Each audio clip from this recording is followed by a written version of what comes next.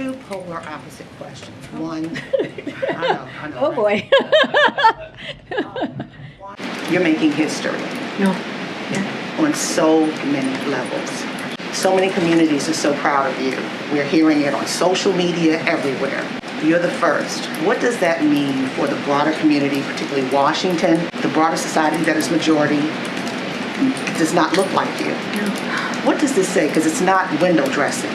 It's more than that. It's a very good question, April. Happy first day.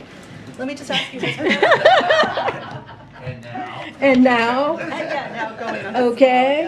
All right. It's a bit of a hard left, sorry. No, it's okay. Can we just explain for people who are watching? Yep. For folks who are watching, Pool is departing. The president is getting ready to have his event. No, it's okay. I mean, you know, that would be a great first day. One for the books. The rest gets up and walks away. But they did. The president is much more important than I am, for sure. Those of us who stayed will be rewarded, correct? I mean, I will.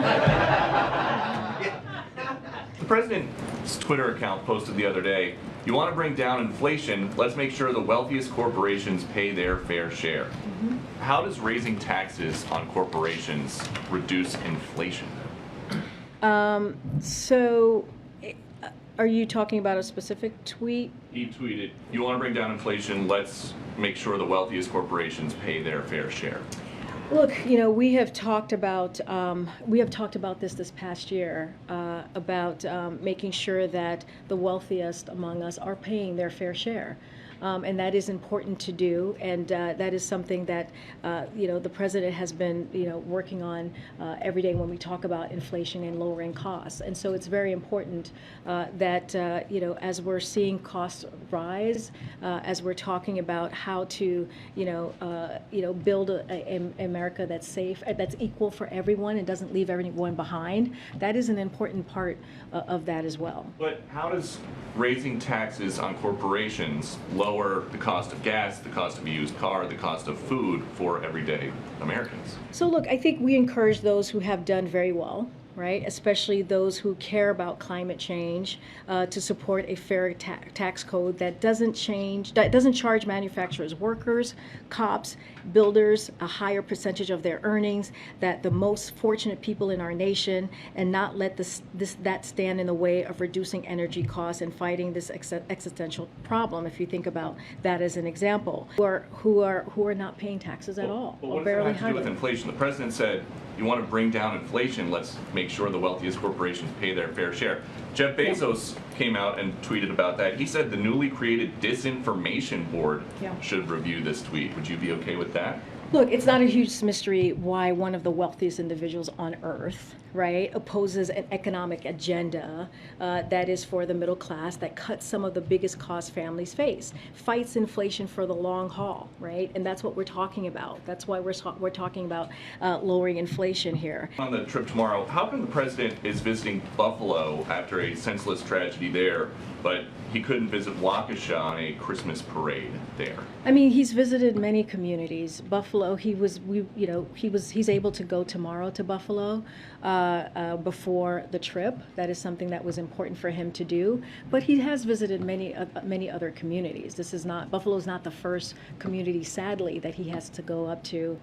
That's not the first one. So he's been to many others.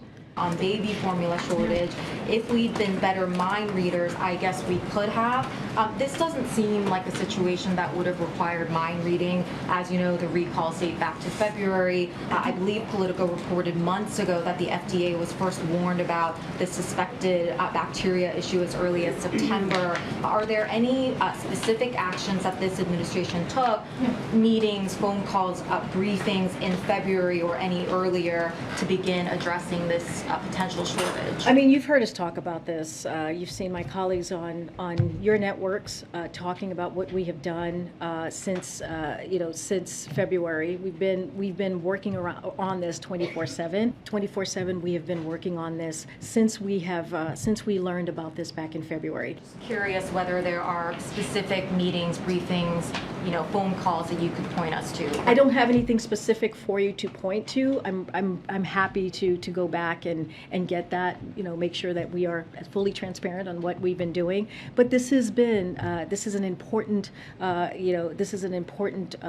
priority. Do you have any sense of the timeline for the imports that the FDA is considering? Obviously, for parents, this is a hour-by-hour, day-by-day concern. And is the president... We want this to happen as soon as possible, as quickly as possible. So we want to get this done as quickly as possible. And that's why we've been working 24/7 to make that happen. Do you have a sense of the timeline when FDA announces? Does that mean the production will be up and running in a matter of days? Do you know when imports would be approved? I don't have a timeline on that. I know, again, we want to make this happen quickly and to make sure that we do it as quickly as possible. We know how urgent and important this is.